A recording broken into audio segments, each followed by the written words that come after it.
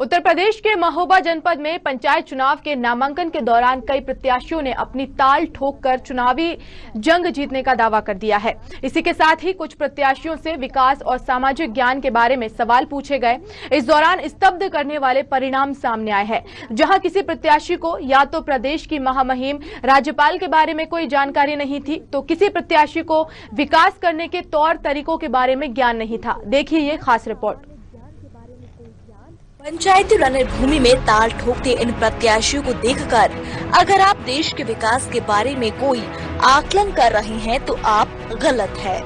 गले में फूल माला पहने ये भले ही आपको राजनीति के प्रखर विद्वान नजर आ रहे हो, लेकिन हकीकत इससे ठीक विपरीत है। चुनाव का नामांकन दाखिल करने आए इन प्रत्याशियों को ना तो सामान्य ज्ञान के बारे में कोई ज्ञान है और ना ही प्रदेश के राज्यपाल और विकास के बारे में कोई जानकारी है। यहाँ तक कि कोरोना काल में मास्क और कोविड गाइडलाइन को भी ये जरूरी नहीं समझ रहे, जिसकी तस्वीरें आपके सामने हैं। आप देख सकते हैं इन प्रत्याशियों को बस जिद है तो चुनाव जीतने की। शायद इनकी नजर में कोरोना काल नहीं राम राज्य चल रहा हो। अब ऐसी स्थिति में आप ही अंदाजा लगाइए कि बुंदेलखंड की अति पिछड़ी जनता का विकास होना कितना संभव है। बहुत कम विकास हुआ है सर। अगर जनता ने आशीर्वाद दिया तो मैं सर किसानों के लिए और बेरोजगार के लिए सब कुछ करूंगी। मैं एमए उत्तर प्रदेश के राज्यपाल वो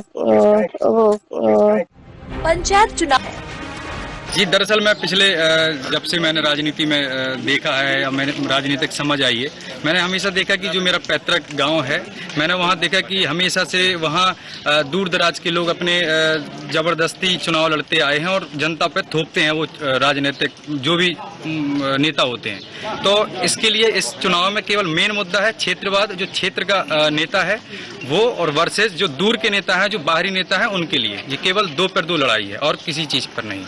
स्वाभाविक प्रक्रिया है, ये मानव प्रक्रिया है कि जब कई लोग टिकट मांगते हैं, किसी एक को मिलता है तो कई लोग उससे नाराज होते हैं।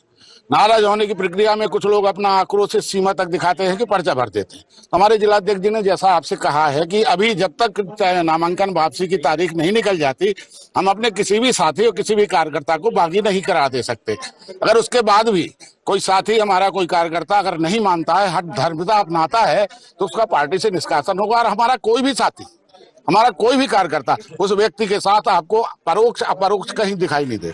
भविष्य में जीत का सेहरा किसके सर पर बंधेगा, ये तो आने वाला वक्त ही बताएगा। लेकिन चुनावी सरगर्मी ने माहौल को खासा गर्म कर दिया है।